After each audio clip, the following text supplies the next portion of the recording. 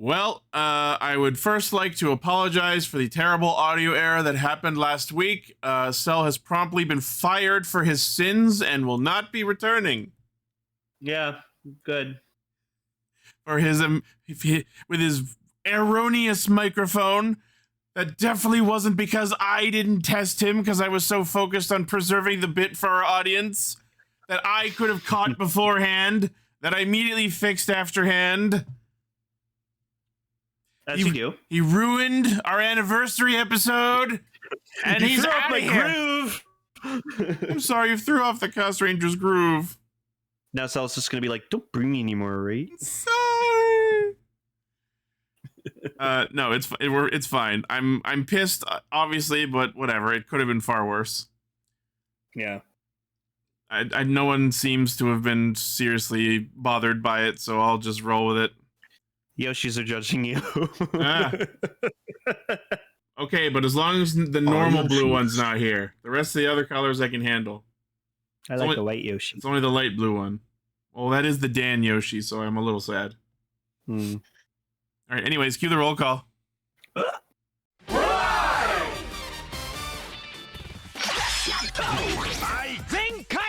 Connect. Loading. Broadcast. Perfect! Show running super savant. Level up!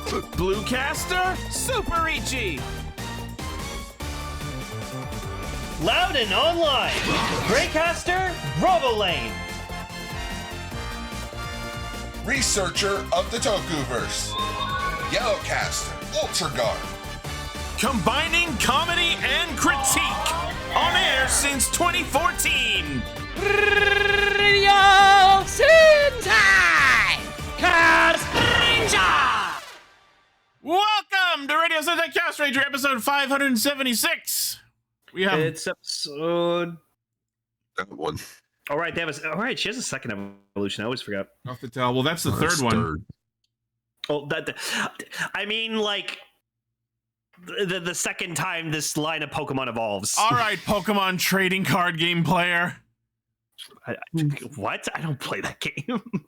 No, but it's that logic where it's like the first form is the basic one, and then the second one is the first evolution, and then the third one is the second evolution. Go fuck yourself. That's the kind of person, not you personally. I'm talking to that type of person. But this is the same mindset why Ghost Uger being Team 50 and fucking up Zenkaiger, and that's the same kind of problem, and I'm pissed off about it. We talked about in the Discord this last week. I mean, to be fair, the whole Gojuger thing was to celebrate the actual anniversary before the show went on hiatus. No, Tara, I will not calm down. This is my one night a week to be militant and unfiltered. Anyways, more importantly, I got flat. Nice. And here he is with the Cosmo Gavarian. Gavarian FLT or whatever the fuck. Flat is justice. Yes, I'm flat. That's not what that means in this context. He's beautiful. He's got a butt. It's a shiny gray butt. What, is it a flat butt? Hold on, let me check. He's got some cheeks to him. Well, then it's a lie. I don't know what this is, Lane, but we're like a month behind on the mortgage. Uh-oh. What the fuck kind of segue is that? I don't know. I'm Gar. Oh, because flat broke. Got it. There you go. There's his flat butt. Oh my god, flat ass reveal. Censor it. Censor it. Decker, censor it. Put it on OnlyFans. Put it in the thumbnail. Pay my rent. I give my rent to Kelly every other paycheck. All right, anyways. Maybe free country. It's not free rent country. Anyways, we are for a those listening gaggle for the first time, we're Shut a bunch up, of flats that get together every week to talk about Kamen Rider, Project Red, and a third thing. I was gonna say we're a bunch of flat ass tokusatsu nerds. Well, yeah, that too. Oh, please, my ass ain't flat. No, unfortunately, mine neither. Team ass wipe. Yes. Hill looking at. Take my ass. But well, I don't know how to tell you this, Mr. Hill. You have no ass. I remember as a kid, I was like, is that possible to just not have a butt? Oh, he doesn't have the muscle tissue for an ass. Anyways, so our topics this week are Zeztz episode 26, Gavan Infinity episode 5, and our feature topic is episode 6 of Dogengers season 2, Nice Buddy, episode 6. It's a real shame that that's going to be the thing people remember about Kamen Rider Beast the most. Him riding the tricycle. Is that who that was? That one shot of where it just zoomed in on his ass. Oh, you mean the mayonnaise thing? Sure. That too. Well, yeah, it freaking. You know, I'll say this: I liked him. I liked when he showed up in Kamen Rider Zeo. I really liked his appearance there. Got his memories back. Became Beast again. He fought Gates. It was cool. Gates. Where was the DX Kamen Rider Beast ride watch, or was that thing? Where's the DX Beast bicycle? Yeah, we got the he-bikey. Why can't we have this bike? Yeah, right. That joke still kills me. I fucking love you did that. So proud of you. Oh, it was just a Gashapon. That sucks. Well, yeah, all the secondary rider ones were Gashapon. Yeah, but you'd think they would would have at least made a deluxe one because he was in the show. No, this doesn't fucking matter. They can gash up on these nuts. Got him. Wow. I'm so was not sorry. expecting that from you. I didn't realize his brother was Game here. Grumps has influenced me more than I'd like to admit. that was channeling Johnny. Also Johnny and his friends, who I've been playing a lot of Magic the Gathering with. Yeah, that's all you guys fucking do is play Magic the Gathering. I would like to report that my Magic career is progressing nicely. I promptly Golbez the fuck out of 2 separate pods to death in hilarious loops of damage mill creature. Fuck. Damage mill creature. Fuck. 2 separate tables have fallen to the might of Golbez, aka Sir Conrad. Nothing's wrong with Magic the Gathering. I just don't have an interest in trading card games. So I'm not into crafting or gathering, so I can't play Magic. Anyways, we got news. Yes. Gar's got places to be, so Yeah, it's called my This is bed. gonna take a long time to adjust because literally today I moved over my Stream Deck so that it's not off to the side out of my periphery. It's now immediately under my monitor. So that's gonna take some time for me to develop the habit of the buttons are here now. you'll be fine. Press the buttons. Press Right. all the buttons. Button activate. News mode. All right, first up, I don't know if we talked about it last week, but now we have the official news post about the actor who will be playing Kamen Rider Dawn, and guess what? It's motherfucking Garen again! It's Garen. He's got blonde hair because he's trying to be hip and cool. So I guess we need an update on this. It's the time when Forza met Garen. He's like, wait a minute, Oh, yeah. that's our teacher. That's It's a like, principal. no, let me explain. The principal, He's sorry. principal. And Just- he was I forgot what Zodiac he was. He was Garen. Libra. He was Garen in Kamen Rider Blade. He was Libra Zodiarts in Forza. Libra. He was. I'm so fucking sad that I don't remember the name, but he was one of the villains in King Oger.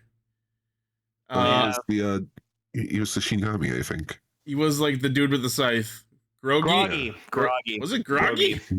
That name sucks. Yeah. Corgi? He was a dog? Georgie? Gorgie. It was Grody, right? Yeah, Grody. That's a Grody. Grody. Grody. Grody. That's right, Allie. An orange shot. The Grody. shot.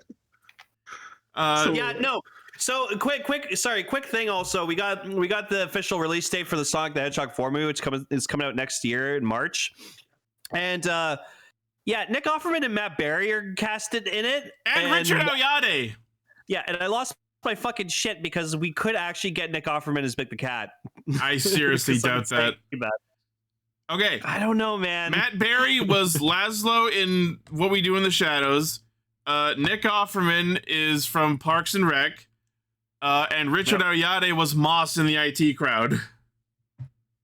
So Just this give me movie all is the fucking. frogs. This movie Wait. is fucking stacked. You probably misheard me. I said I want all the frogs that you have. And not to throw Give me all any the lack frogs of you have. focus away from the fact that Jim Carrey is confirmed to be returning again. I love Yeah, no. I love that his Wikipedia page has just been from 2020 to now. It's just Sonic. It's Sonic. That's all he's done is the Sonic movies. Just cut to Danny Glover. Good.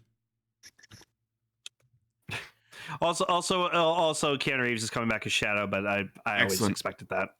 Okay, All yes. right, So back to Kosei. Dawn. So we haven't said his fucking name yet. Kosei Amano will be playing Sieg / Kamen Rider Dawn, who will be debuting in the next episode. The only Cool. The only details we have about him is that he has a 1,000-year sentence and will cause a huge uproar. Oh, I see. So he didn't dye his hair young. He just hasn't seen the sun in forever. So he's lost all color tones in his hair. Also, he's wearing pajamas and a bathrobe. Yeah. He looks like he looks like he just woke up from an anime convention and walked outside with his new toy. So Lane, this is Lane like 10 years ago. But yeah, why the fuck is his name Sieg when we already have a fucking character writer named Sieg? Guys, come on. That was like almost 20 years ago. So the impression I got looking at this photo of this character is, wow, I guess Kosei Amano just finished his midlife crisis. He's wearing pajamas, dyed his hair blonde, and he's here with a smiley attitude, which is very weird to see. It's crazy that this is like the second coming of Grease, because a little bit we had like Otoya's actor fucking come back as Grease, and he was fucking amazing. So honestly, Don will probably end up being a really badass rider. It's just the only I like his suit's okay, but now that I saw it like in the episode, like I saw how his horns were positioned, and I hate it. Fucking hate how his horns are positioned. So he's got a sword, a dragon on his sword, the Breakum Dawn, and the name Sieg comes from Siegfried the Dragon Slayer. Oh, okay. Interesting. That makes sense. Very cool. It's also interesting to know, and I know the Discord's talked about this, but so last week, I believe, we talked about how if you look at Zeztz, Nox, and Dawn, they have Z, X, and Y motifs. And then someone posted about if you look at the ages of their characters, they line up with the generations of Z, X, and Y. So we have Gen X, Gen Y, and Zoomers. I hope we have and the actors, yes. Where Zeztz is looking up at Dawn. He goes, Dawn, why are you just standing there watching? Okay, Boomer. All right, very cool. Next. Yeah. So this was also briefly talked about last week, but now we have the official post of the DX Orca Booster Go-Go Black version with the official images. Go, go, go. Looks cool. And yeah, as we mentioned last week, the best version is when you combine it with the Universe Tegasword, because the black and gray line up perfectly. Yeah. But you can also combine it with the normal Tegasword if you roll like that. I mean, the black and gold does look pretty well. Yeah. It is a matter of opinion. You take that, you take the original Orca, you give it the gold sword. Sure. So it actually looks like the Shinken-maru. All right. Premium Bandai web exclusive 7150 yen September release. All the other details we talked about already. Damn. Now what you do is you get this one and you get the original one, and then you dual wield the guns. So it would be Orca go go go go go. Yeah. Go go go go go go. Go go go. Orca go go go go go. Great. All right. Cool. Oh, this is actually probably a good branching off point to talk, because this comes from the Gozuger Polar Beginning spinoff. We didn't get a news article about it, but we got just like this morning, I think, they announced actors also in that special playing the previous team of Gozugers that Mashiro was teamed up with. So we can talk about that now. If someone wants to post the image. No one's got the image. I say we just wait till next week. Never mind. Decker's on it. So first, I just want to say Gozu Toretto is fucking being played by fucking Aizen from Ultraman Rube, aka Ultraman Orb Dark Noir Black Schwartz. So that's amazing. He looks so good. He has the goatee because he's goated. And then look who's goes you eagle. It's fucking Atropos from Gotchard. Fucking Atropos. That's amazing. Kamen Rider Sable as actress. Is that Sabla? Yeah. That is her. Oh my Holy God. shit. Wow. I did not recognize her at all. So yeah, all veteran tokusatsu actors. Wait, who's blue? Who's Leon?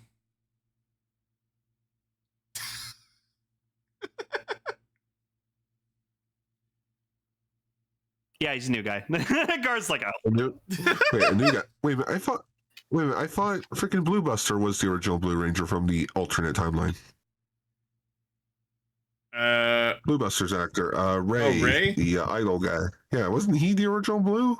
No. Don't think He so. he was just like the mentor, good friend of Gozu Leon. I Yeah. could have sworn in the show they already showed off the blue, like the original Blue. No. I don't remember that being a thing.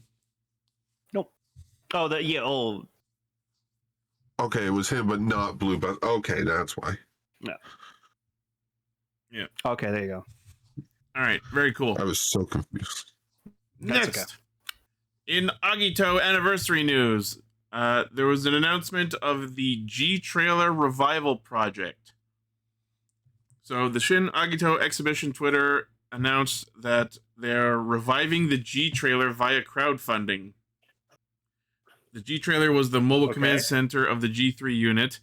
This project is a response to fans requesting to have the G Trailer be on display in said event. So I guess it was like damaged or not upkept. I don't know. Oh, it was a set. Oh, so they're when rebuilding. the show's over, So, okay, take so the it's set down. rebuild the set. So this Yeah. is a crowdfunding campaign that they're doing, and the goal is 25 million yen, which is around 156,000 US, and it's gonna be Yes. it's gonna be running around March 13th to April 17th, and if they are successful, we will get to see the G3 unit props in their appropriate setting inside the G trailer. To give you incentive to crowdfund, they have multiple tiers, each with own perks such as exclusive merch that will be delivered in July. And if you care for details, you can visit the project's campfire page. And I call it the campfire page. yeah. So the actual anniversary exhibition will be April 24th to May 12th. The exhibition will travel between Ikebukuro, Fukuoka, Osaka, and Nagoya, and it will also be in Tokyo at the start. Cool. And then we'll toss it into Mount Fuji. That's where it snows. Yes. Also, yes. also in Agito news, the Agito Arigato project. And for anyone not watching the video, they have arigato spelled so that the letters of Agito are capitalized. To express gratitude to fans who supported Agito for many years, and with the show celebrating its 25th anniversary, they've launched the Arigato Project. It is launched by Agito's actor, Toshiki Kashu, based on his own ideas, and this will be various projects with the theme of thank you. The first installment is a special commercial for the Agito exhibition, created with the concept of meeting the true Agito. Kashu was in the Thank you, Agi. Thank you, Agito, for being the best tribute in the entirety of Kamen Rider Zeo. Yeah. Even if we weren't supposed to know about it. Yep. Filming for the commercial was at Toei Tokyo Studios Virtual Production Studio, cutting edge LED technology. Commercial was directed by Nobuhiro Suzumura, who worked on the original Agito series. The show's narrator, Eiichiro Suzuki, returns to narrate the commercial. The result There was a narrator? I mean, it's been a while since I watched it, so I don't remember. I don't remember there being a narrator in Agito. The result is a culmination of the series reconstructing its worldview with modern technology. Thank you, Agito, for ruining the concept of solo rider shows. I mean, I'm happy with multiple writers. Kashu commented, I want this to be a year where I can say thank you to the fans who have supported me for the past 25 years. Very, very cool. I swear, if they don't go to the lengths for Ryuki's 25th anniversary like this, I'm just gonna quit. At what? I don't know. I'm just gonna quit. They're gonna celebrate. Something. They're gonna celebrate by announcing Dragon Knight 2. Electric Mirror. Excuse me. All right. Next. Woo. So, the covers of the upcoming Super Sentai 50th anniversary photo books were revealed. We talked about them back when they were announced, but I want to dwell on one particular thing here. So we know that they're divided. We have version red, version blue, version yellow/orange, which is fine, version green/black, version pink/white/others, and version extra. Now, hilariously, obviously because he's white, Zen Kaiser ends up in the pink, white, others collection. But you know who should not fucking be in this list? Goddamn Tenbin Gold and Hebi Tsukai Silver. What? Why? Why are the gold and silver Q Rangers in the pink, white list? They have it labeled pink, white, others, but the only ones aside from them that aren't pink or white, and this is a stretch, is Pappy and Oger. Everyone else on the list, except for Tenbin Gold and Hebi Tsukai Silver, are pink or white. I mean, I guess it helps split up the core Q Rangers into the 5 books. Because think of it, Shishi Leo's in red, Okami Blue's in the blue, Sasori Orange and Kajiki Yellow are in the 1 book. Oshi Black and Camellia Green, that's 6. Okay, so now we're up to 6, and then you have the last 3 in the core 5 books. You get the entire team of Q Rangers. I feel like we can get away with gold and silver being in the others because A, they're gold and silver like many of the other 6 Rangers, and B, they were not in the team at the start of the series. I feel like this is just close enough to get under the line. But when they did, keep in mind, these are already photos that they already took back in the day, just being republished for these books. What does that have to do with what I'm saying? It's just the fact of like, you never know. Washi Pink might be already in the photo set with Tenbin Gold and Hebi Tsukai Silver. I know they're not 6th Rangers, but neither is Ryu Commander or Kogama Sky Blue. Ho-Oh Soldier is the quote-unquote 6th Ranger. Well, yeah. But you have to remember, these books have like the core members of the teams, and then the extra book is for just the extra Rangers. Like what Bandai and Toei consider to be extra Rangers. They don't consider Tenbin Gold and Hebi Tsukai Silver as extra Rangers. They consider them to be part of the core Q Ranger team. Anyways, I know I don't have the most amount of ground to stand on with this. I just thought it was funny enough that I wanted to rant about it. Anyways, so yes, we have the 6 photo books. The set is 16,500 yen, March 31st release. I just think suits look so good. Your Ranger's I so just good. think it's funny that they decided to ruin Dragon Ranger's Thunder by making Big One the first one in the extra book. Yep. I mean, technically is. He is, but still. He's Big One. He should be number 1. He should be. It totally doesn't ruin my OCD of having Goju Polar be by himself in that row of the extra books. But then Boon Ping's by herself too. The only photo cover that doesn't leave someone awkwardly by themselves is red. Everyone else is either missing one or the last row is just one. Wait a minute. Where's Akiba Yellow? There should be a Akiba Yellow somewhere.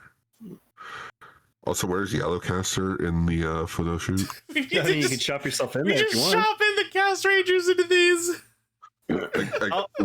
Right after Tokuger. It's just the Cast Ranger ones. I'll be extra. Actually, yeah, you can just put Pinkcaster Light in there. There you go.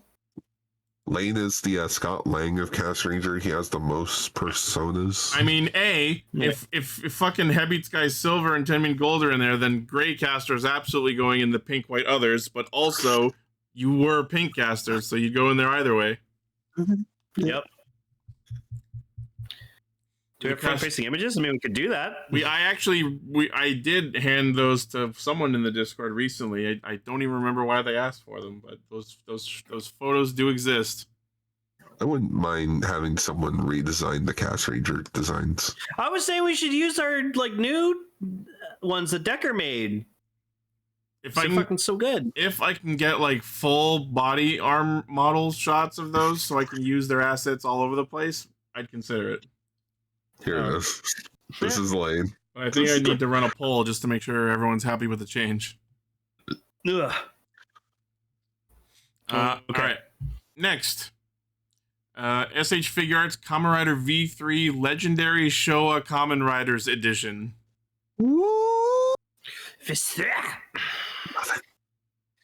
It looks really good. I'll take 2. Why not? You Why not gotta 3? take 3? Yeah, take 3. Well, I don't need 3. I just need 1. Actually, yeah, you know what? I need 3. 1 to pose with the other riders, one when I can get his blue hurricane, and then 1 my in box, God. just in case. Look, he's holding a beta capsule in this shot. Behold, the maybe. V3 cigarette. It's his device that allows him to summon his motorcycle whenever he needs it. Cool. All right, so this is an updated version of the previously released Shinkocho Seiho V3, now with renewed, vivid coloring through reinterpretation and redefinition of the on-screen colors. The scarf is recreated with cloth material, pursuing a natural appearance, just like in the show, with built-in wire, allowing for expressive wind-blown poses. You can swap this cloth scarf with the optional PVC scarf, which has 2 types, drooping and flowing. Which I'm glad they give you the option of, like, if you don't like the cloth, here's just the regular plastic. Everyone sound off in the comments. Are you a drooper or a flower? Oh, I'm a flower. Me when I go to the bathroom. Am I right, guys? High five. Several people are typing. I love how good he looks. He looks so good. I don't know that I get it, Alex. 145 millimeters tall. Aside from the PVC scarves, it comes with the V3 hopper set, interchangeable skirt part, which is a sentence I didn't think I'd read. Spare antenna, a set of interchangeable hands, dedicated stand. One of those interchangeable hands is his signature pose and knife hand parts. Have you equipped your knife hand parts today?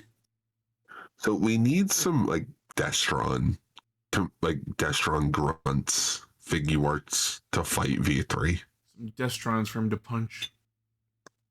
Yes, and not Decepticons. No, not a V3 knife. Not a knife, Quiet Theorist. His knife hand. He knifes them with his hand. I assume. Oh, I didn't grab the news article for it, but Hot Toys is apparently making a Rider-Man figure. Cool. That's hot. Yeah, he looks good. I'll bring it back next week. Double the V3. So this is Premium Bandai Web exclusive, 11,000 yen September release. Oh, I want it. And the best, like, so, side tangent. I was talking to our friend Dave, who gets us all of our import stuff. Toku Dave. Yeah, Toku Dave. These apparently, like, even though they're premium Bandai, they're pretty easy to get a hold of on the aftermarket because they make so many. Yeah. I asked him about the Ichigo and Nigo, and he's like, "Oh, I missed the pre-order date." But, like, if I see them, I'll let you know. If I see them, I'll V3 them. Which reminds me, I still need to get my Wingman figure art off of him. Oh, yeah, there's the Rider-Man Hot Toys. I just don't like seeing, like, a Kamen Rider with his, like, part of his face exposed. It's weird. Yep. The original Kamen Rider Yongo. All right. Very cool. Next. Yeah. I'll let you take the reins on this one. Oh, thank you. Speaking in more SH Monster Arts news, we have Godzilla, the Odo Island edition from Godzilla -1. So this is basically a Monster Arts of Godzilla before he got mutated by the atomic bombs from Godzilla -1. So it's technically Godzillasaurus, right? Yeah, it's essentially their version of Godzillasaurus, but I guess they don't want to differentiate them, or they want to differentiate the characters. His arms, look at the little arms. Yeah. Oh my god, look at the comparison between, like, not mutate, like it's amazing how, like, him getting mutated with, like, nuclear radiation and shit made him taller, and then Upright. his face in. So You went from looking like an actual animal to looking like a dude in a suit. Yeah. Well, you know, the Americans attacked and they made him more Japanese instead of more American. I mean, I like that they made a monster art to this. It's better than the vinyl figure, or at least you have the option instead of just here's the vinyl figure. There is. So now just imagine this thing transforming into Megatron. Yes. Yes, it comes with a little display stand, which I'm guessing just says Odo Island on it. Probably. The Odo Island monster, because that is his origin. Oh no, it says display stand and support column with the film's logo and the word Godzilla printed on it. So it says Gojira.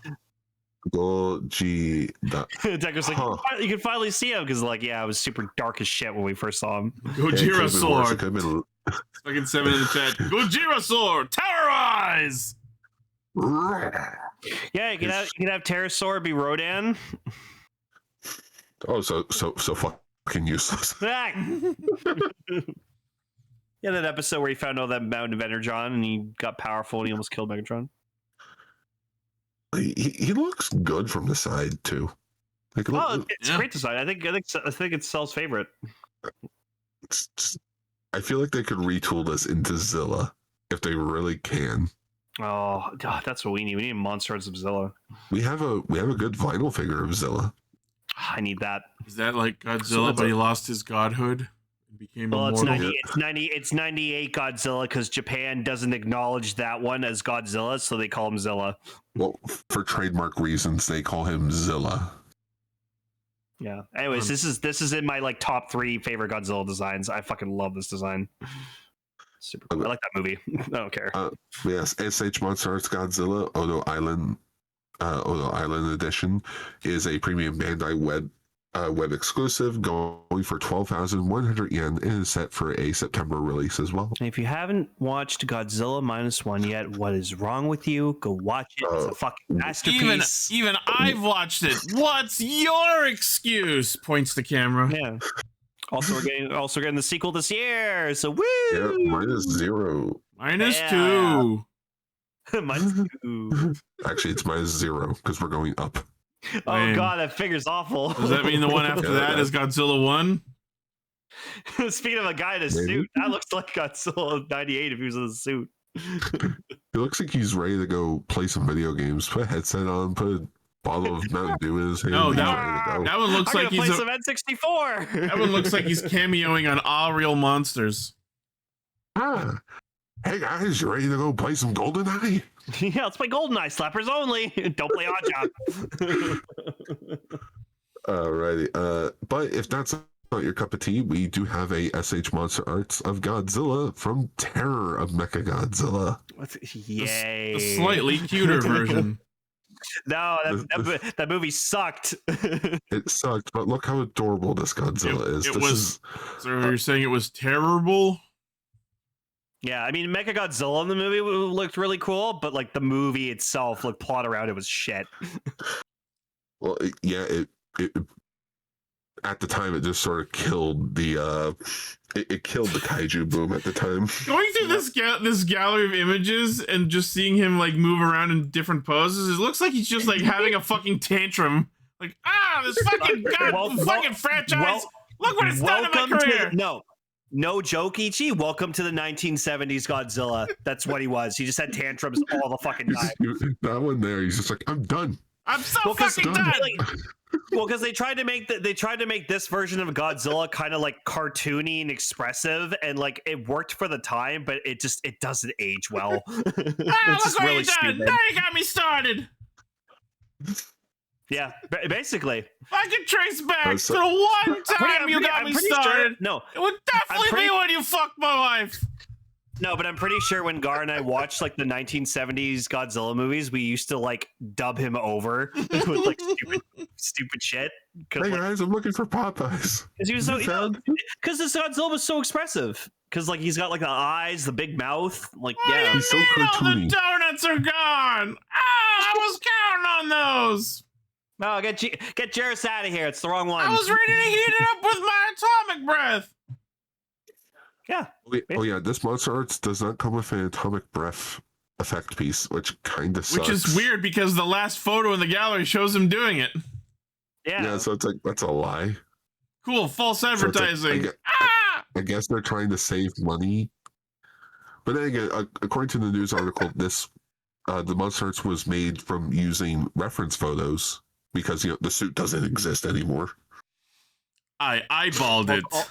Also, it's probably to be assumed that if you're buying this one, you probably have other monster art Godzillas, so you probably have like That's a presumptuous. fucking drawer of that's- atomic breath effect parts. You know what? That's probably just it as well, Lane. It's like if you've bought one Godzilla, you've probably bought them all. Here's all the atomic breath parts. Yeah. Pick your poison. But apparently, I mean, hey, he'll at least fit in with the other Showa monster arts like Jaguar, Gigan. I mean, we got 72 Godzilla, I believe, recently. Hey guys, just give me a chance. I know I'm not gonna be everyone's cup of tea, but I swear I look real good on your shelf. You can Photoshop the atomic breath on like this guy did. This one looks like this one. I feel like I want to shop him behind a desk doing like a toy review or something. Now here we have the Bat Clock from Kamen Rider Ghost. This is kind of cool. All right, Igar, I think we need to show Ichi Terra Mechagodzilla. my second favorite Godzilla design is 1964 Godzilla because I love his eyes. He's so like standing normally. No, it's great. It's great. It's from Godzilla vs. Mothra. It's really good. It's Mothra versus Godzilla. Oh, it's Mothra vs. Godzilla. But my favorite Godzilla design of all time is Godzilla Earth because holy shit, is it badass and he's fucking unstoppable. All right. Anyways, what do you do and leave Godzilla on Earth by himself for 10,000 years? You get Godzilla Earth. The size of Mount Fuji. Anyways, this is a not premium Bandai exclusive. This is a regular release for 13,200 yen, and he's set for a August release. I almost said October. It's August. October. Thanks, Tara. You showed me my least favorite fucking Godzilla What the design. fuck is that second one? Ah! That's Shin Godzilla. Jesus Christ, this fucking jaw. No, it's terrifying as shit, but I fucking hate it. That's the one that the duct tape's based off of, like the Godzilla duct tape. A movie we might actually be watching later this year. Cool. I've been meaning to rewatch that, honestly. Anyways, we turned 10. Speaking of being 10 years old, next news story.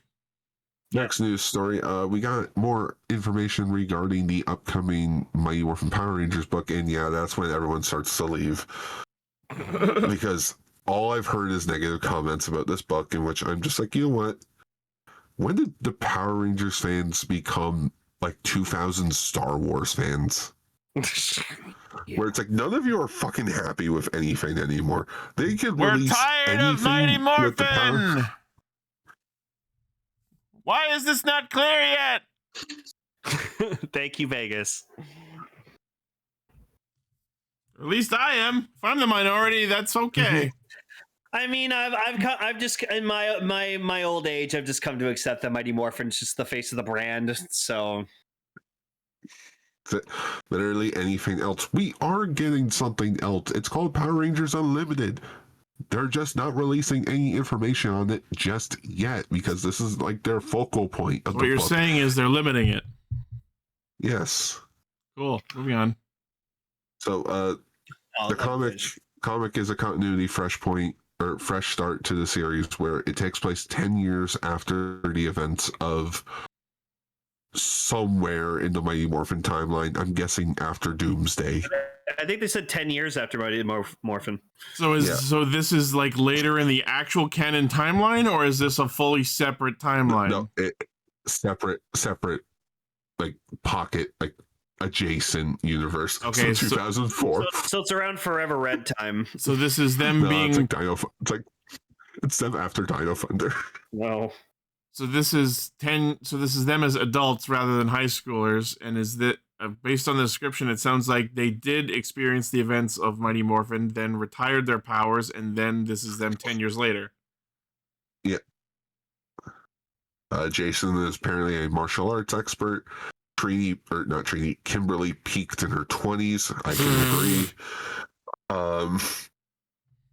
Billy's apparently training the next generation of Rangers. The next Generangers?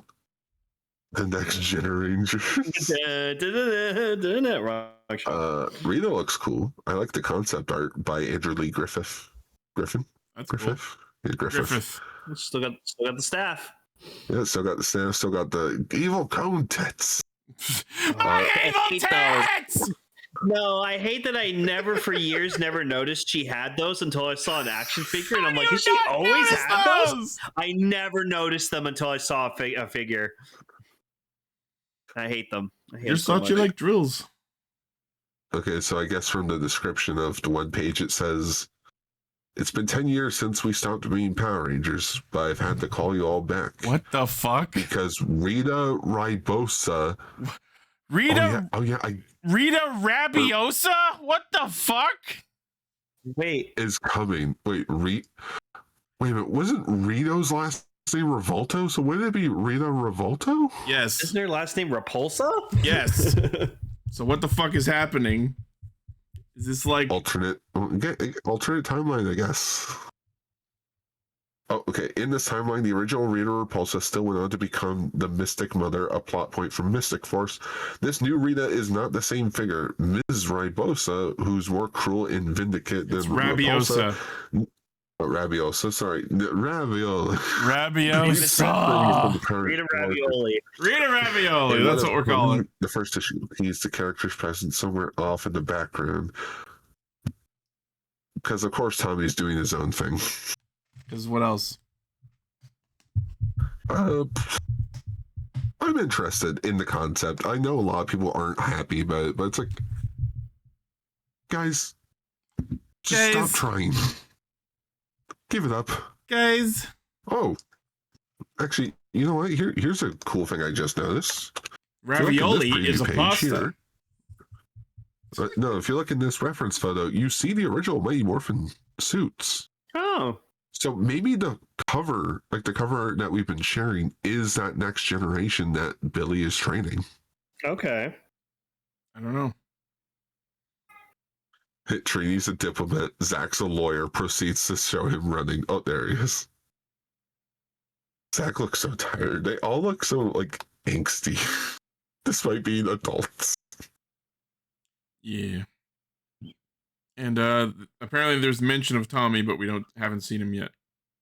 Probably Old Man Tommy's story is connected to this. It'll probably be a mini-series to this timeline. Anyways, I just thought I'd bring it up because it's Power Ranger news. I like it. I'm not a butthurt fan like everyone else. Half the people that complain don't even probably read these books because they don't want to actually give it a chance. Comic books. Oh, why can't they just make it an animated series? What, you know, what? Are your eyes fucking broken? Can you not read? Just read the book. I read the subtitles.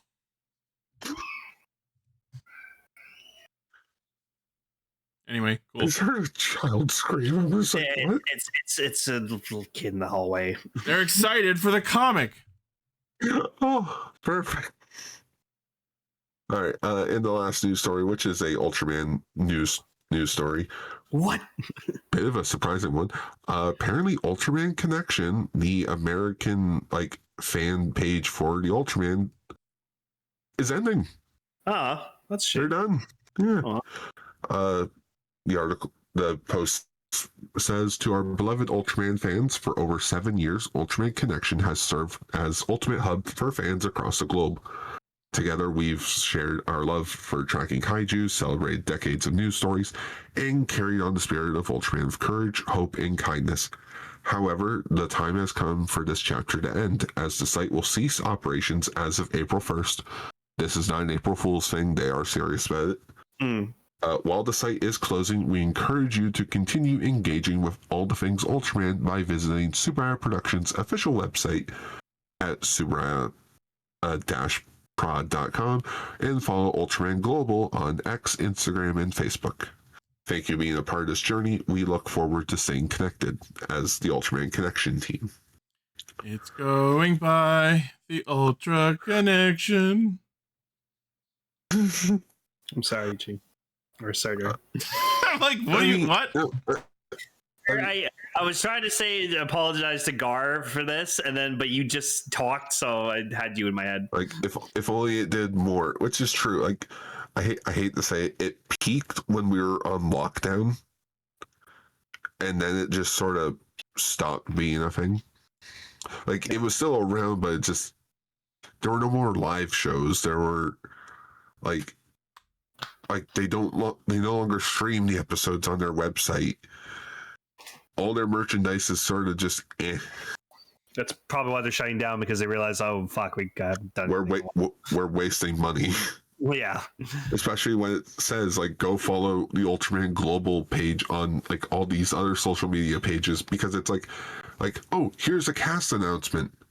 Like a day or so later, Ultraman Connection. Here's the exact same news article. It's like, what?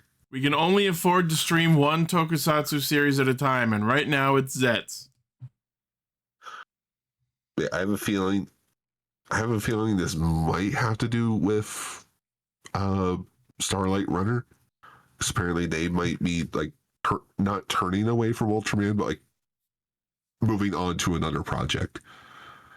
Because again, 7 years, that's a long time to be working on the same brand.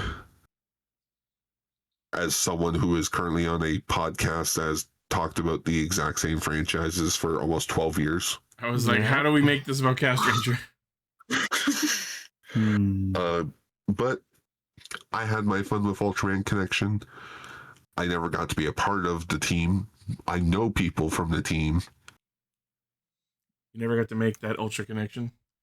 Never got to make that Ultra Ranger Ultraman connection. Someday we will find it, the Ultra Connection once again. With the aliens, the kaijus, and me, Ultragar. I'm gonna commit!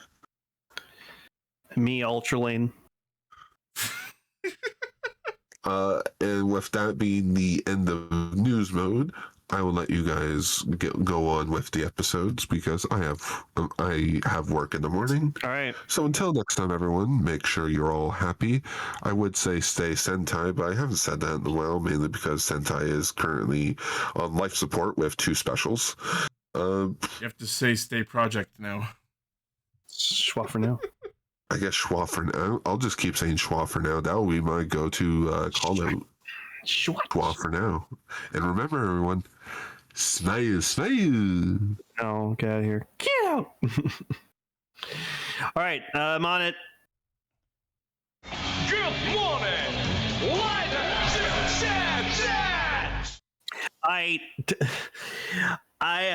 So like we got the second opening to Zeztz, and like it playback, and like the visuals are really cool. It's a good song. It feels very like proper like Kamen Rider song, because like Visions was like very like different, like whimsy and like a dream state. But someone like when the second opening came out, someone was like, "Oh, here I put the opening with Visions," and oh my god, does it just work so much better than playback. No, I did notice they had to slow the footage down. That makes sense. So obviously if you like put it in real time, it wouldn't fit, but it's crazy if you slow it down a bit that like it actually fits really fucking well. So now I just can't watch that opening unless I hear Vision. So when I was watching Zeztz this morning, I listened to the proper opening with like playback, and I was like, this feels wrong. I don't like it. See, everyone, I finally learned my lesson to not try and start the discussion, because Lane always has something to say out of the gate. That's right. All right, so I guess we're talking about the new opening first. My thoughts on the song and the new opening are pretty straightforward. Visions is a better song. That's not arguable in my opinion. Playback is good. I'm not saying it's a bad song. Playback is a good song, but the problem is it sounds like every other J-rock generic bullshit song out there. Like you could play that on a fucking music video on normal ass television and I wouldn't bat an especially since I don't have normal television. Y'all fucking just like they show Zero in his human form with Three's pointing a gun and he's making this weird face with his tongue out. I don't like it. And then let's get into this. There's a cat that jumps in the middle of the screen. It's no, stop. We're not gonna glaze past this. We need to talk about this. So in the new opening, for some fucking reason, 3 has his goddamn tongue out like a fucking psychopath, which is absolutely not consistent with his character at all. Now, when I first saw that, before having watched the episode, my immediate guess was, oh, are there going to be inaccuracies with his dream? And one of those is that 3's personality is completely fucking different.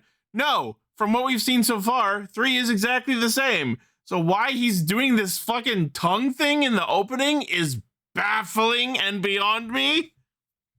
I mean, maybe it's like maybe he's like on like a drug or something like that, and then like he just like this is him when he's like unhinged. But then why would they even give us a crumb of anything that would spoil that? Think how great of a reveal it would be if we got to discover that organically. If he just like fucking light switches and goes into a completely different personality for some reason due to some inner turmoil or trauma of his own that's been suppressed by code.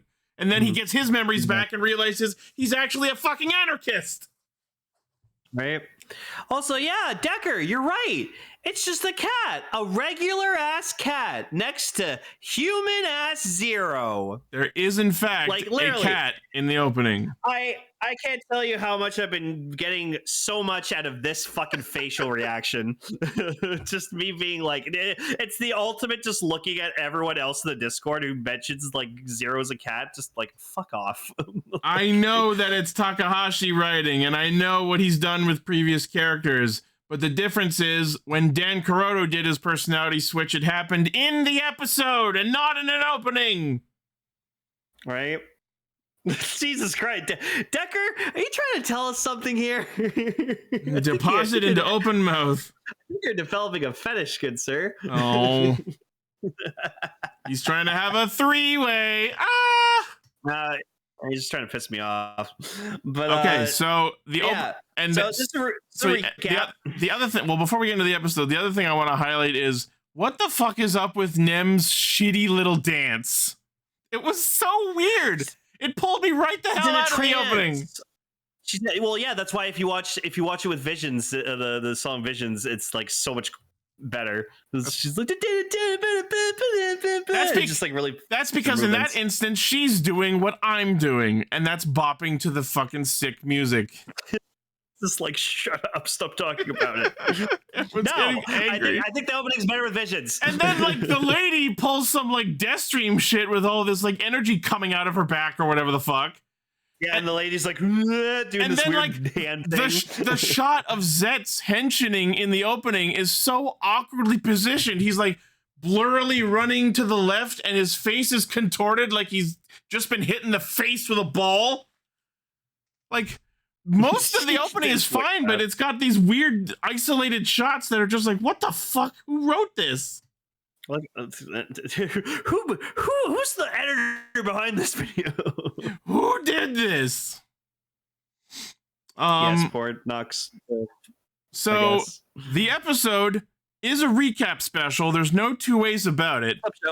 Now, normally I would be pissed off about this because, I hate recap episodes, but unfortunately I can't be mad because there is no better possible narrative framing they could have come up with to justify a recap episode than this. It makes perfect sense for this to happen because Baku has to explain to everyone all of the shit he saw. Oh yeah. Also, he like one of the last shots of the opening. He picks the moon out of the sky and he eats it. Jesse! Yeah, there's a lot of just it's in a dream, do weird shit for weird sake. What if that's like the thing in the opening that happens at the end of the series? Like for some reason he just eats the moon. Because on one hand, why the fuck not? But on the other hand, why the fuck? I feel like the moon is like super important. All we know about it is that it's red when there's a nightmare, and there's a big chunk missing out of it, and we have no idea why yet. Yes, Pac-Man moon. Pac-Moon. The Pac-Moon. Pac-Moon. I thought it was really funny, so he's showing like the recap of like everything that happened in his like premonition, and then like he gets to like starts talking about Nox, and like Nox like shows up, and he's just standing there like it felt like every time they like went back to like a shot of him, he's just like he was like about to be like what Nani? How did you? But and the episode how do you know this? The episode plays it like it's like Nox is like hiding up in the fucking crowd rafter seats of the theater that they're in, but then Baku's like, "Isn't that right, Nox?" And then they pan up to him as if like, "Oh, you discovered me, that I was here all along watching without paying for a ticket." I thought it was funny that they show like Fujimi just being like, "Are you talking to Otaga? Is he there? Put the camera." Will you put him on? Tell him I love him. Also, yeah, he tried to like he heard that like in the premonition like he kills Nox, and he's like, "You killed Nox? You murdered him? You're under arrest." He like tries to like arrest Baku while he's sleeping, and it's like, it was a dream, you idiot. It hasn't happened yet. Oh, for fuck's sake! Yeah, Kamen Rider Dawn. So based on like the way this episode is framed, it almost feels like Baku was not supposed to get the Zeztz driver, because if Code is now so insistent on get the driver back, I don't care if you kill him, I think Baku developing these powers and getting the Zeztz driver was not intentional. No, I don't think it was that. I think it was because like obviously Zero was like ready to like debrief him and stuff like that. I think it's not that he was supposed to get the Zeztz driver. It's he's too powerful, because they saw him have Catastrum and he was using that, and they're like, "Oh fuck, he's like shouldn't be this powerful right now." Yeah, exactly. He knows too much. But like we have to get rid of him. We talked about it last week, but I'm really stuck on wondering about like, was his premonition dream something Code initiated? Like, did he do that because Code wanted him to have that dream? Is that premonition dream an innate power of his that he developed independently, but it got too out of control and went too far? So now Code's like trying to pull back the reins on him? I think that's it. Yeah, I think it's just like he had a premonition of what they were going to do, and it was like one of possible scenarios that could go if everything goes to plan. And he saw that, but then he came like, because he's like big time protagonist, he has that protagonist energy, he like brought back shit from his premonition that he shouldn't have, and now he's altering shit. So now Code's like, no, we have to stop this is going too far. I feel like if that was the case, they really should have dwelled more on like the Code agents looking at Catastrum specifically, like the dual mare capsum, going, that's not supposed to exist, he's too powerful, stop that. But instead it's just, nope, he's grown too powerful, so we're going to fully pull the plug on him completely. Well, we're still early in the second half of the show, so I still think there's room for explanation and like context. Absolutely. But we're just theory crafting based on what we know so far. Also, Decker was showing it earlier, but like that shot where like Baku's talking about like the nightmares, and Fujimi's just like, "Woo! I knew it was right." Validation. Yeah, I will say it is always very nice, like when like you talk about something and you theorize something and then it comes true and you're like, yes. Yeah. That's the emotion for my Gavan form. Right. So yeah, Nox walks in and eavesdrops on this and gets the whole recap while everyone else is. And one thing that they haven't really addressed yet, which hopefully they will soon, is all of Nox's backstory that Baku learned in the dream accurate? Did Nox from his conversation with Five, we know for a fact that Nox is actually a former Code 4 agent. Code number 4. Yeah. But now what we're wondering is it still the case where Nox is fighting against Code? Like, all of this extra stuff that he did after that point gonna happen? I think so. Is he still, like, the biggest thing is he still working with the lady is the big question, I think. Well, that's the thing, right? Because, like, if you notice, like, he doesn't say anything every time Baku's, like, explaining shit, but, like, you can see his genuine reactions, like, when, like, he's talking about, like, oh, yeah, like, the lady's, like, your mother, like, who Nox is working for, and, like, he does, like, turn and go, like, huh? Like, as if, like, he's surprised that, like, finding out that information that, like, the lady is Nem's mom, so it's like, wait, what?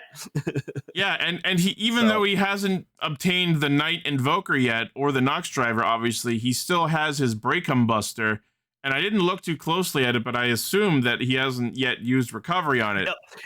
Yeah, no, it's still broken. Yeah. Okay. Which now makes me interested. So, does that mean from watching the premonition, is that where he's gonna, like, get the idea? Like, oh, I could be Kamen Rider Nox.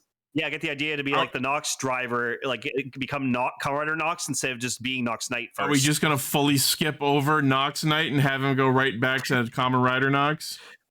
Yeah, because if you were playing a game and you saw a game and you saw that you get something better later, you'd obviously want to get the better thing instead of getting, like, the first thing. Sure. You're like, oh, I want that armor because it has better stats than the one that I'm given at the beginning of the game. But then the question becomes, in order for him to get the Nox Driver, he has to get the Night Invoker from Code. So how is he? We have to figure out how he's going to do that, because the Nox Driver was created using data from the other drivers. Well, judging from the I feel like the next episode or two, we're probably gonna get, like, Baku and Nox having, like, conversations, and they'll be like, "Okay, we got to team up. We got to take down this Dawn guy." That's another thing I wanted to talk about. They didn't dwell on this at all, but, like, how the hell are, like, factions and allegiances shaking at this time? Because now that Baku and everyone knows that the reason Nox and the lady are fighting against have been in the premonition is because they're trying to take down Code so that Code won't murder Nem. So is Baku just going to be fully anti-Code going forward, which means he's going to team up with Nox and lady? Maybe. So now it's just going to be straight up Zeztz and Nox and Nem, probably, versus Code 3, 5, 6, and 0, and whoever else. Yeah, he did block the Code door, so, like, 0 can't get back in. So yeah, I don't know if that will hold. You know what I mean? Because it's Zero's room to begin with. I'm sure he's got another way to get in. Well, yeah, still holding out that Zero's gonna be a rider. I'm still holding out. What if... Got one more quarter of the show, like 1 or 2 more quarters of the show. You know what would be interesting? If they somehow just, like, if Nox just pulls out the Nox Driver for some reason, and then, like, Code still has the Night Invoker, and then 0 uses it. Oh, that'd be cool. Yeah, no, see, I feel like 0 would be the best example and, like, definition to be, like, a final boss rider. I feel like 0 needs to be that. That'd be honestly cool. Having 0 be, like, the final boss rider would be super interesting, because he's been here the whole time. Exactly. Yeah, hell yeah. He'll show up with, like, the King Invoker or some shit. Also, 7's like, this means he doesn't have the bike anymore. I mean, riders don't end up using their bikes pretty much by this point in the show, so it's okay. Yeah. But I love how they, like, with one throwaway line, fully explained, like, so Baku, how did you see the parts of the dream that you weren't there for? And at one point, he's just like, yeah. Now that I'm awake, I sense everything. So I'm like, all right, so that's how we got to see the recaps of the scenes you were not present in. Also, I love it. It's like, I love, like, they like bring up the point. It's like this is a really long ass dream to happen in, like, one night, and then like the Natsuki's just like, yeah, this is a lot to process in 20 minutes. Looking at the time code for the episode, it's 20 minutes. Yep.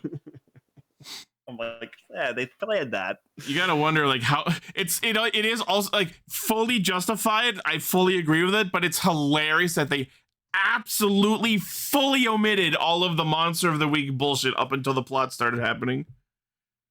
So like there was one with like a prison, and then the monster was the prison, and it was fucking weird. There was one who was trying to like poison like some like foreign minister, like. And then that's where I used recovery for the first time, and it was cool. I would have loved it. Baku just like he's like explained to Nox like, yeah, I used to recover. He just like holds up the recovery caps and he's like, want this? Can I borrow that? Can I borrow? No. Oh. So yeah, he like flashes out the night invoker. He's like, you want this? Don't you? Huh? He's like dangling in front of him. Huh? You want this? Yes. You want to be a rider? I can make you big. I can make you Nox. I can make you Nox. So 5 and 6 gun their way in and attempt to shoot everybody, but psych, they were projections. Okay. All right. I love that. I love that. Like they shoot them and the holograms disappear, and then it turns out the real ones were like 20 feet in one direction, somehow off screen. I would have, and they should have done this as a shot because it would have been so fucking funny, especially because it's like they're in like a dream. They're in a dream. Just we're over here. You just see them like sitting down. They're just eating popcorn. Like, hey, those are projections. Get out of the way. We're watching the movie. Yeah, that would have been great. I think that would have been so good. Yeah, so we got 5 and 6. So they, we got a battle. Obviously, Nox can't henshin yet. So I guess 5 decides to be courteous and also not henshin, while Zeztz Plasma is fighting Lord 6. Yeah, but like Nox can hold his own because like he's a former agent, and he like when he was able to beat base Zeztz like no problem on henshin. So. Oh yeah, about 5 betraying 3. So it's unsurprisingly, all of the code agents are just their own flavor of assholes, and 5 is of course the angry bruiser man, and he's gonna do things his way. Yeah, he's like, fuck you, 3, and 3's like, At this point, there's only one Lord Invoker. They haven't made the second. Interesting. Oh, interesting. Yeah, I did notice that only 6 picked up the Invoker. Interesting. I don't remember even how the multiple Lord Invokers showed up. Maybe they'll split it. That'd be kind of cool. Just trade off. Yeah. So what you're saying is they need to make an extra. I'll always love that. It's like, why does he have the extra capsule? Like, because he's so extra. Maybe it's referring to like his extra personality when he switches over to Open Tongue Man. Open Tongue Man. Yeah, like each of the lords, their capsums are just invocative of their various mental disorders. Yeah, 5 is shocking, and then 6 is panic. 6 doesn't really panic. I mean, if it's good. I mean, she was kind of panicky in like the dream where we first met her, like the basketball death game, whatever. That's true. Yeah. Nah, I think 3 owns it the best, honestly, with the cape. 5 having a cape wouldn't feel right. He's like the big angry berserker man. Exactly. You know, Bruiser doesn't need a cape. 6 maybe, but she's too much of like business lady that I don't think a cape would work on her either. 3 is just, 3 is the calm, collected one where a cape works. I feel like 3 has the side cape. I feel like 6 should have had like a scarf, like an ascot kind of thing going on. Maybe. I don't know. And then you know what? For 5, he has like the waist, like the mantle, like the waistcoat. Oh, like thing going on. Tassets or tassels, whatever the fuck they're called. Yeah, kind of like that. Yeah. Loincloth. That would be good for like a berserker style. Yeah, there you go. That's a good idea. At least then he would look like he had a belt. I still hate that the Night Lords don't have belts. What would 0 have? I don't know. 0 doesn't really need anything. I don't know. I'd have to think about that. Yeah. But anyways, then Don shows up and uses this really cool like blade attack. I actually liked it. I thought it was cool. I love that his attack looks like dropping guillotines on everybody. Yeah, but then like I saw the first shot of him and I was like, okay, and then he turned his head and I saw the positioning and angle the horns were at, and I was like, oh, I don't like it. Yeah, I'm not So, a huge. I don't like his helmet. I'm not super into the Dawn design. The horns are a little odd. Thank you. Yeah, I'm sorry. His helmet just looks so dumb. I don't like the horns the way they're. If they were angled like straight up, I'd be totally fine with it. But I'm just fine with the angle they're at is so weird. I'm fine with the angle of the horns, the way they're pointed. I just don't like the way they're positioned on the side of the helmet. Like I hate that they look like they're coming out of his neck rather than his to the top of his head. You know what I mean? I guess it's supposed to. Well, I guess it's supposed to because like he's supposed to be themed after a dragon, right? And sometimes like dragons have like kind of like horns like coming out like the side of their head like that. Sure, So, the head, not the neck. But yeah. Anyways, next week we're gonna get the proper debut of Kamen Rider Dawn, and hey, look, the show remembered Booster exists. Woo! Remember Booster? Can't wait to see it one time and then probably never again. Well, yeah, it was just like a one-time thing because it was like, oh, this is what powers up the bike, and he's like, oh shit, I need to put this back in my bike so I can power it. Can the show remember Wonder exists? Right? The fucking purple forms have been gone for too long. Yeah, It was such a fun idea the first time, and then they never used any of them again. Well, yeah, because the those ones are very heavily CGI forms. I So, wonder like, how we're going to afford them. Wonder. All right, so even though this was technically a recap episode, I thought it was a very good episode. Yeah, it was a very well made one. That's what makes clip shows good. Like if to make a good clip show is like you have to like find a reason to do the recap, but then also sprinkle a little bit of new stuff in there to keep us interested. So yeah, it was definitely, I think it definitely hit the threshold where it's like, no, even though it's a recap episode, you can't skip this one. This one's still important. There are definitely some recap episodes where you can fully skip them. This is not one. Yeah. All right. Joe Chuck. I looked away where the buttons used to be again.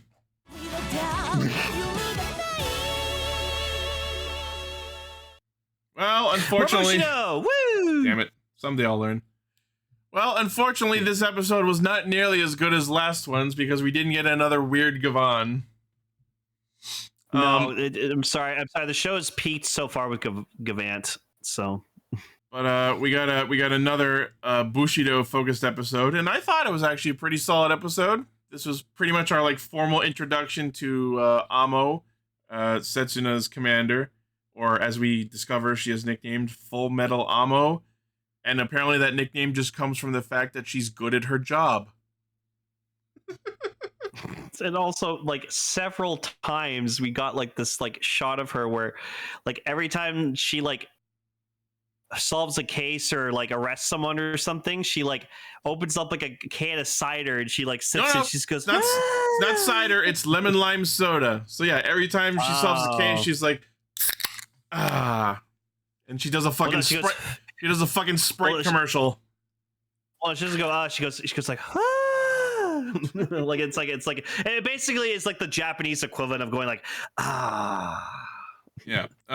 Quiet Theorist in the chat. Her name is Amo, spelled A-M-O, but the joke is Full Metal Ammo because she shoot gun. Full Metal Alchemist. Sure. Yeah. I mean, Setsuna is like a robot person, so he could be the Alphonse. So, who's our like baddie for this episode? Oh my god! Okay, when they first showed him, I was like, "Who is this Little Red Riding Hood ass dork?" I did not expect to enjoy him as much as I did. So our criminal of the week is a sword collector named Metal Day Katana. And oh my god, was he fun. Yeah, no, it's like something out of like a fucking like RPG. Like he's like an RPG, not a boss, but like a second in command, like a mini boss to a boss. No, here I have I can't think of any immediate examples, but I know exactly the trope this fulfills. Many RPGs will have like a primary villain that you are chasing after for most of the game, but every now and then, every like maybe 5 or 10 hours or so, you have a separate villain who is way less important and way less powerful, but he hates you for a far more personal reason.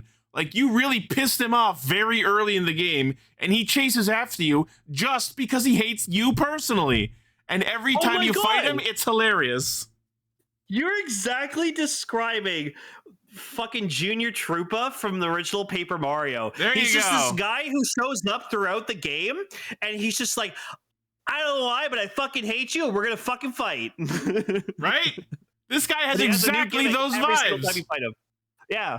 So, but yeah, no, the guy was fun. He's like an alien race that where they have like, I guess like just weird hair. They described it as his hair is like an organ is like a muscle. Like he can manipulate his hair. He can attack with it. They're basically extra limbs. And that's scary because who knows what the minimum requirement is for like amount of hair to constitute a usable limb. So the amount of thing wielding hair limbs he has control over is a terrifying thought. Oh, apparently people are saying his actor is the guy who Orin stole the Sengoku driver from in Gaim. That's so fucking funny. It's even funnier considering this character is apparently an antique sword collector and weapons dealer. Yeah, and he like really wants Bushido swords. The joke of that is you think that he's like some weird creeper who wants ammo because he's a creepy pervert. No, he's a sword nerd and he wants Gavan Bushido's Gavarian blades to be the 1000th blades in his collection of swords that he keeps in Maku space. He's using the evil twisted dimension that murders humans as a storage rack for 1,000 swords. So he's Tashigi from One Piece. Yeah, it's literally the same plot. It's like, you don't deserve that sword. Give me it. Give me that sword. Wow. And this guy just hammed it the fuck up. Oh my god. I would love to see this guy show up again. He's not, but it'd be really cool if he showed up again. Here's the thing. Because these criminals are all getting arrested and not fucking murdered, we have full carte blanche to bring any of them back at any point. They just get broken out of jail and they're out doing crime again. And I'm so excited for that possibility. Okay, so I may have interpreted this wrong because I watch Gavan like early in the morning, so like my brain's still like turning on. But I think like he was interested in Bushido's swords, and apparently like one of them is like an antique version, and then the other one Bushido uses is like a more modern state-of-the-art version of it or something. He does, when he's holding them in his hands, he does say like, oh, the newer blade and the vintage blade. What I assumed from that is when he got his Bushido powers, it just came with one, as Infinity's does. And then at some point, he just like developed the ability to clone it into a second one, maybe. But also, they do dwell on that flashback shot where Amo is handing Setsuna one Gavarian blade, and he's in uniform in that shot. So I feel like this is a foreshadow of a later plot point we will learn about why he has two swords. Mm-hmm. Oh yeah, one of them doesn't have the badge. Oh yeah, like, the Gavarian blade usually has the badge on it. Yeah, right. So. Because it's his badge. So why would there be two of them?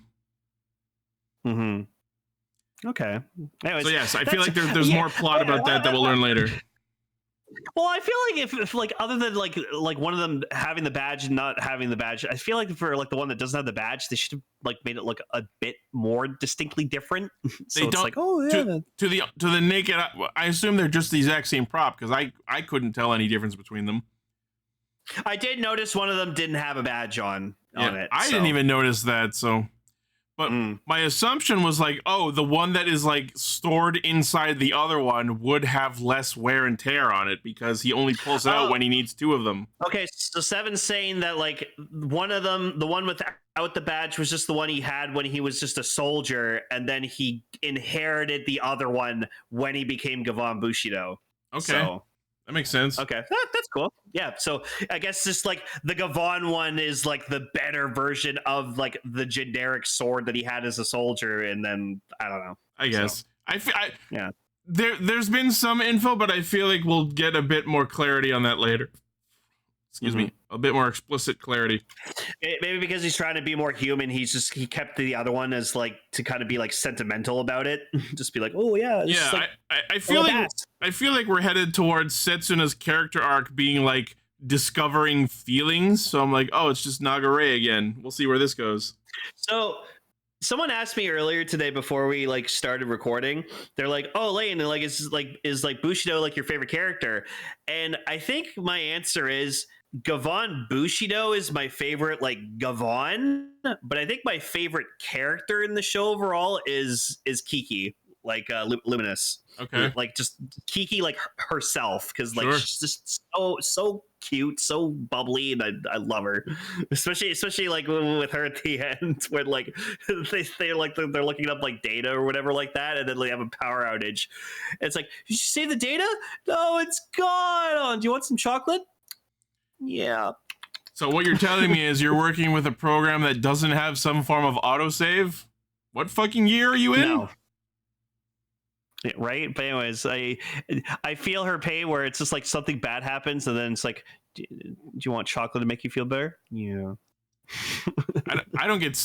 If I lose progress on something, I'm angry. I'm not sad. Oh no, I understand it. Yeah, no, it's like me when like I'm about to win like a Fortnite match and I get my fucking ass kicked for a stupid reason. Fucking Kagi in the chat. Maybe they're from the dimension where autosave doesn't exist. God, remember we had to manually save all the time? I mean, I still do, but autosave is a nice backup to have. Yep. I apparently auto saved in Baldur's Gate 3 so much, like between my 2 characters I have, that I can't auto save anymore because I have so many auto saves. There is a limit to quick saves, yes. Yeah, so now I just like every time I'm about to do something important, I just save over like my main save. You don't have to save over. You can make a new manual save. There's 3 different in Baldur's Gate. There's 3 different kinds. There's the auto saves that happen when the game thinks you should save. There's the quick save, which is just you making a quick save whenever with a single button press. And then there's a you can click manual new save in the save menu to make a hard save. Yeah. Anyways. Okay, so we get this bit in the opening minutes of the episode where like Reiji's carrying a stack of books, and we come to discover that this is just like part of their ruse of being the documentation division. Like, oh, they're a bunch of bumbling dead-enders.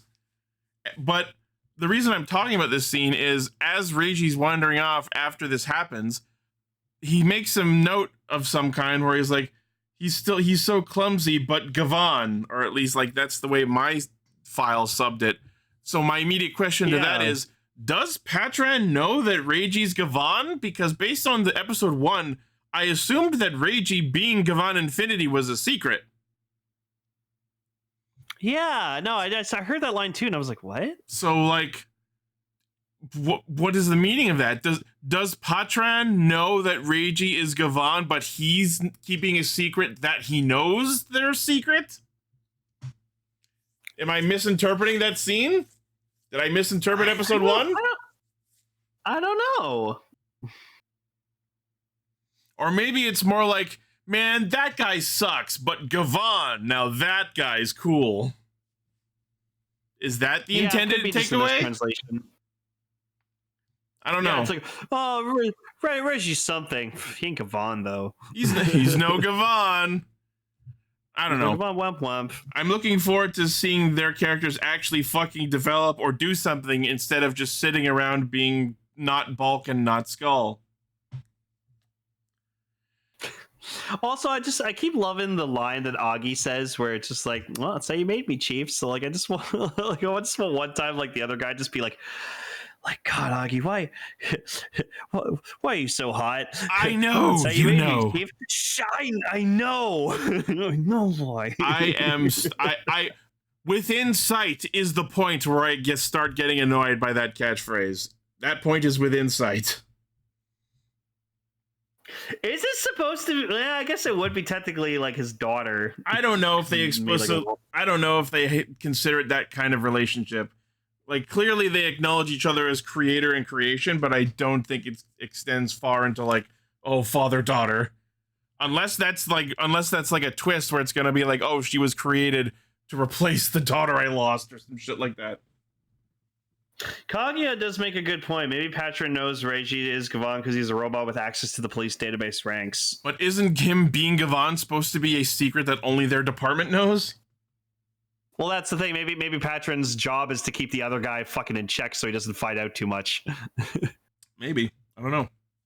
We will have to see. Because like every single time he's like, "Huh? Did you see the fucking the higher ups are like authorizing shit again? Oh, that's anyways, food. Shut up and eat this food I stole." Yeah. I think Patron's just trying to like keep this guy from like finding out. Maybe. Yeah. So funny. So Reiji gets dispatched to the Lambda dimension again, and I actually think it's a really nice nod to like proper continuity in that they get there and like shit has already happened. Amo has already been kidnapped, because it's too often an occurrence in tokusatsu when shit goes wrong, the protagonists show up to the scene just in time for the thing to happen.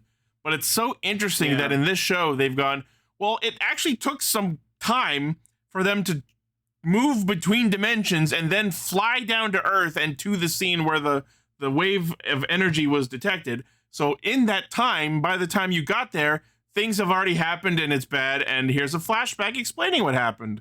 I thought that was a very neat choice. It honestly respects the viewer a little bit, I think. Yeah, very cool. So yeah, we see a flashback of how Amo got kidnapped, and apparently she has her own partner gear, which I think is the like refresh one, which is appropriate because the soda. Yeah. Yeah, and then we see that Mr. Katana has his own Nega Emor gear, which I believe is the Tokimeki one, which is a weird one for him to have, and that I feel like that was on purpose to perpetuate the mislead of him being a pervert who wanted Amo because woman. Yeah. So then the Lambda Earth headquarters tells Setsuna to stand down while they look into retrieving her for some reason. And then we cut to like officers having a meeting. Reiji is somehow eavesdropping on this meeting, and we find out that the Lambda dimension galactic police officers are all jealous fucks. And apparently they use this as justification as, oh, this is why we of the documentations division keep a low profile. No one has high expectations of us, so we can do whatever we want and not worry about it. Not worry about other people being jealous, hating us because they ain't us. And I guess it makes sense. Yeah. So Mr. De Katana messages Setsuna to meet up for the quote-unquote exchange. And that's when we get the big reveal of who he is. Well, reveal might be a bit strong, but we hear his name and find out he's a weapons dealer. And surprise, surprise, it wasn't Amo he wanted. It was the Gavarian blades for his collection. Yep. So while Setsuna has Katana distracted, the Hiso Emor gear apparently cuts through Katana's hair that he's used to tie her up. I didn't expect a little sentient battery with no limbs and nothing sharp on him to be able to do that. But okay, it doesn't matter a lot. Don't underestimate the man. Yeah. And so Medell starts pulling out swords from his collection. Actually, no, that's a bit later. I skipped ahead. So Setsuna does this mislead where he hands over the swords to get Amo back. And then as combat starts happening, surprise, surprise, Setsuna pulls out a third sword, and it's actually Infinity's that he lent him, which is a very fun bit to do. Yep. And then, like, it wasn't actually a dab, but as Reiji rises into the scene on his space shuttle, the pose he was making was almost a dab, but I get that it's like, I'm going now, like a superhero kind of pose. Yeah. And then, like, I don't know if they'll do this anymore, but then we get this fun little speech where it's like, I understand the virtue and the honor that you have taught me today. I shall name it Gavando, the way of the Gavan. This is the way. Gavando. And it's like, I get it, because he's a samurai. Because it's supposed to... Reichi's just... Because Reichi's just like, yeah, Gavando. Yeah, because Bushido. Bushido. Oh. The way of the Bushi, the warrior.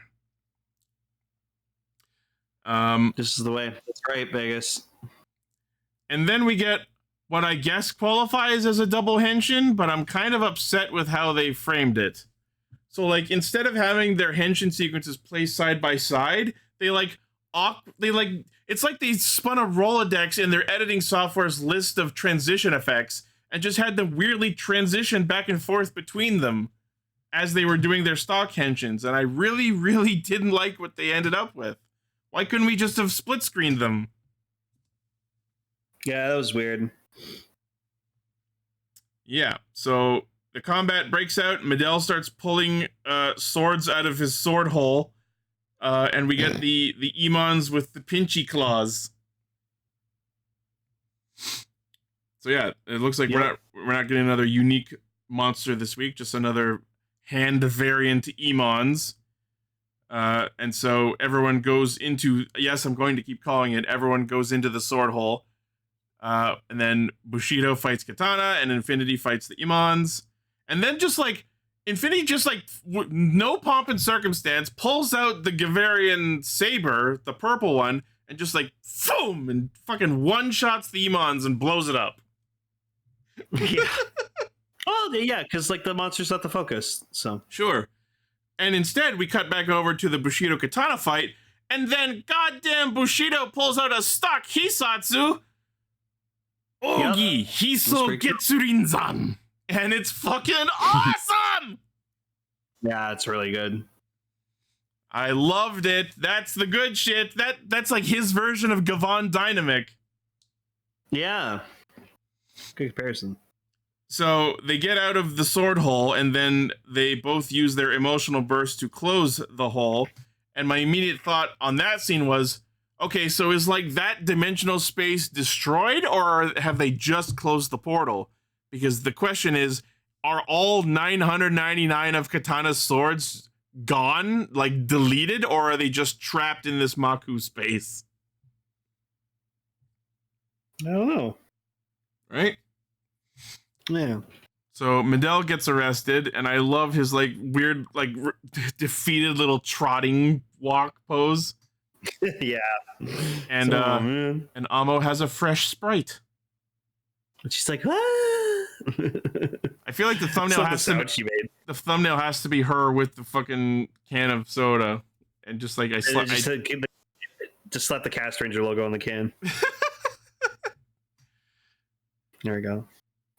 Oh, nothing like a good episode of Radio Sentai Castranger after an arrest. Yep.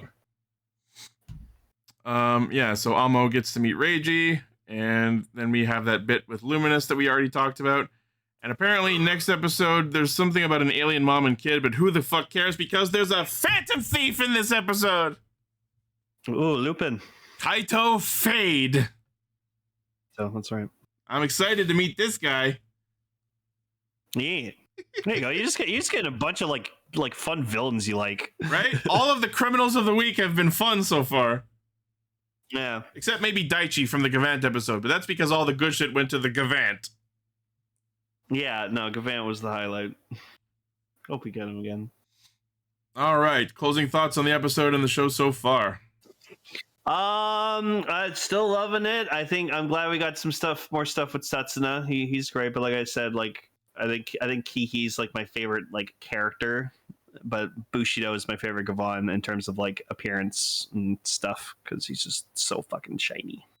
Fair. Yeah, I thought this wasn't as crazy an episode as obviously the previous one. That's going to be a highlight for the rest of the show. But I thought this was a very solid second Bushido focus episode. We're starting to get a little bit more into not only him as an android, but his dedication to his swords. And I feel like there's still plenty more ground to tread with regards to the Gavarian blades of his. So I think we're moving along at a good pace. Oh yeah. Alrighty. Let's go to our feature topic. Okay. Dogengers.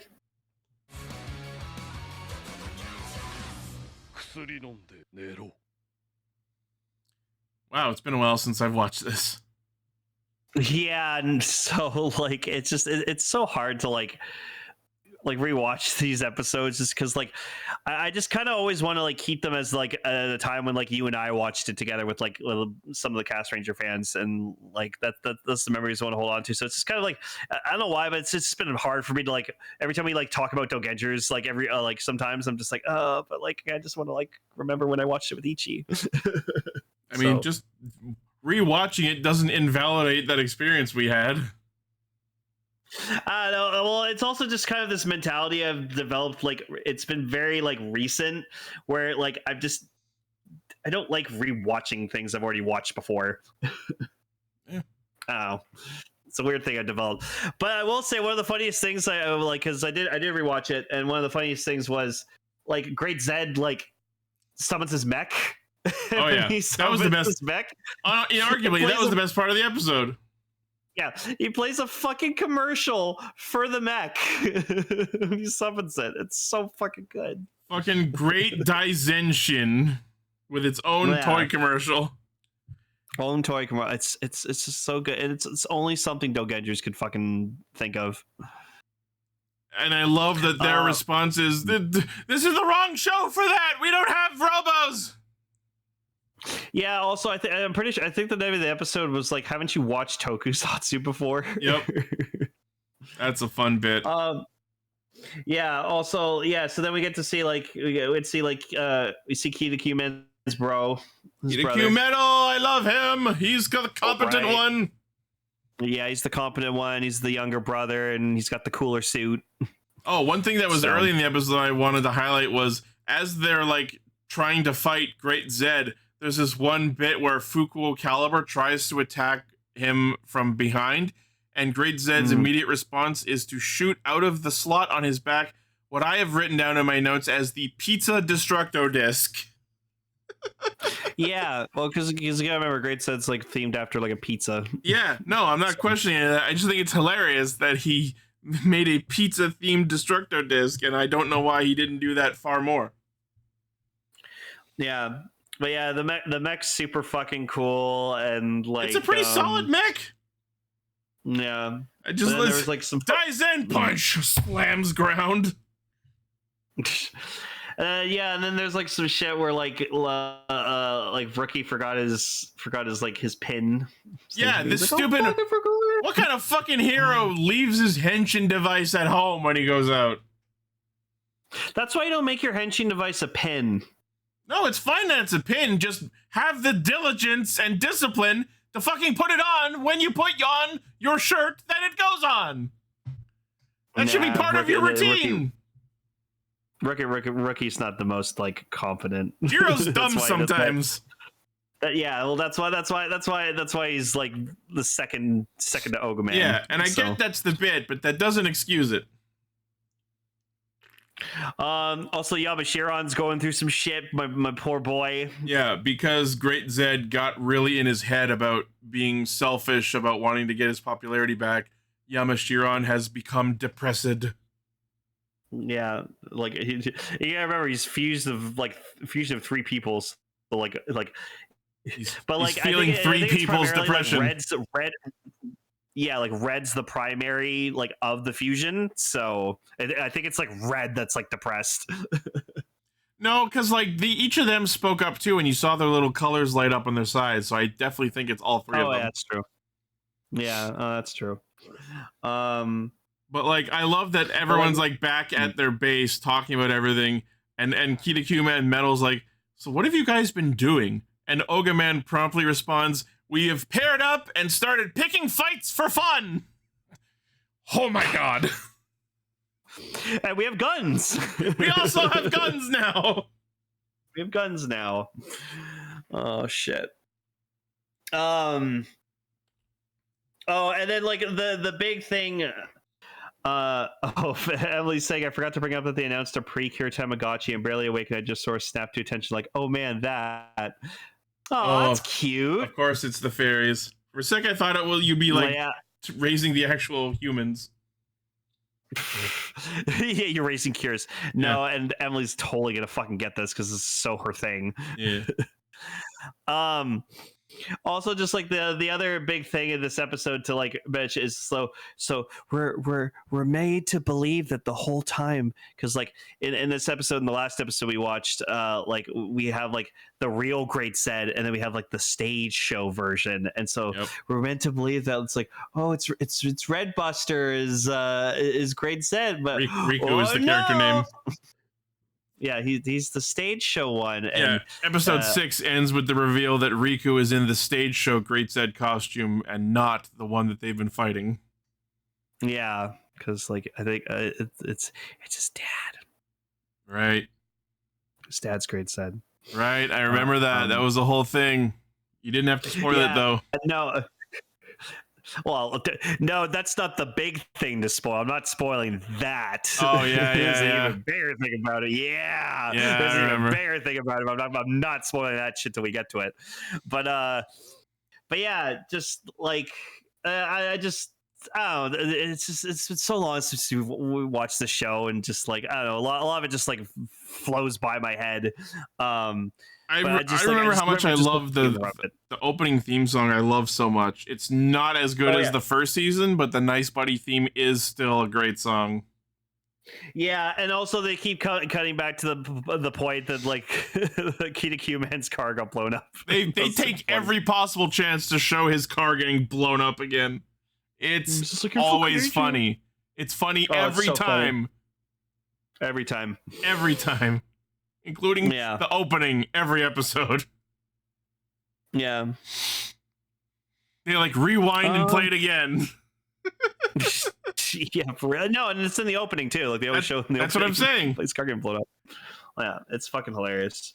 So Kitaku Metal shows up at their base, and it's like, all right, so what are we doing here? We're rescuing our main villain, Yabai Kamen.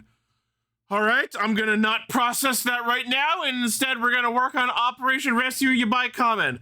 All right, you two, you run distraction. You two, evacuate all of the extras and the citizens and anyone on all the innocents. You two, go over here and do this part of the plan. We're going to move in and get Yabai Kamen back. All right. And then they look over and see Yamashiron's still depressed, and so Ogaman promptly uses Change of Plans Gust. Fuck it! Full frontal assault! Let's go! In Oga Man fashion, as he does best. Oga fashion. Yeah, I fucking love Oga Man. And so that's pretty much the episode. It ends with the reveal that the stage show Great Zed is Riku. And then I love that the ending sequence, which is the same every fucking episode, every season. It's like, oh, you can be a hero for your family by helping your grandparents take their meds. If you help them take their meds, you'll defeat Yabai Kamen, which is a funny thing to be focusing on, considering we are currently at the part of the show where we're trying to rescue Yabai Kamen. Yep. So there was also a bit about like, oh, we're anyone who wants to come can be in the filming for the next episode, even if you're a hero. Like, it was clearly taunting them. So the next episode after this is that filming. And that's pretty much all that could be gleaned from the preview. So yes, very solid episode. Very good transitory thing from Great Zed whooping everyone's asses to moving forward with the plan to counterattack him. Still love him. He's one of my favorite characters in Dogengers. That's why I'm glad he shows up. Like, he's more like prominent later in like other seasons. And I'll say like I do every time. I get the bit of him having all of the gadgets and bop it buttons and shit all over him. It's funny. The joke lands every time, and I love that. The suit is a fucking atrocity, and I hate it, especially the face. Yeah, you just don't get it. Oh, I get it. I literally just explained that I get it.